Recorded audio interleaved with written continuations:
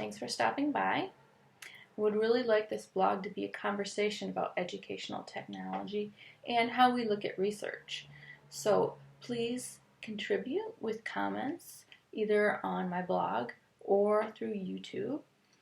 So now that we've looked at the research study a bit and we have an introduction to embodied cognition and some general idea of how it applies in the real world, there's a few other questions that I would like to pose to get more of a dialogue, specifically directed towards the information within this study, but also within educational technology and teaching in general.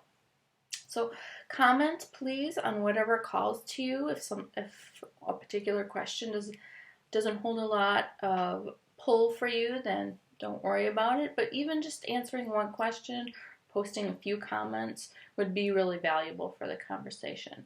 So the first thing I want to ask you is, what are your initial thoughts about the study? You agree? Do you disagree? Does this make sense to you? Do you see any problems with the study? The second thing that I would like to ask you about is if you as a language instructor don't have access to an online virtual world. Is there another way that you can replicate this type of learning in your classroom?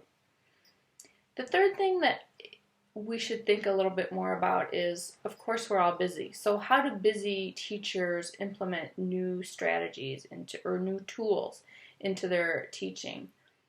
And then the last thing I want to ask is, are there any other thoughts? Any other thoughts, generally speaking, about educational technology or the information that I presented within this study?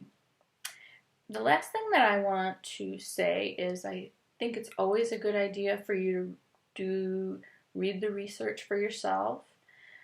However, I understand that doesn't work for everyone, and that's one of the reasons why I'm presenting the research as I am, because reading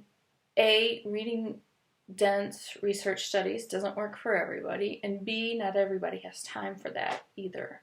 So I want to present research in a way that is interesting and engaging, and as I've said repeatedly, adds to the conversation. So any other comments are extremely welcome.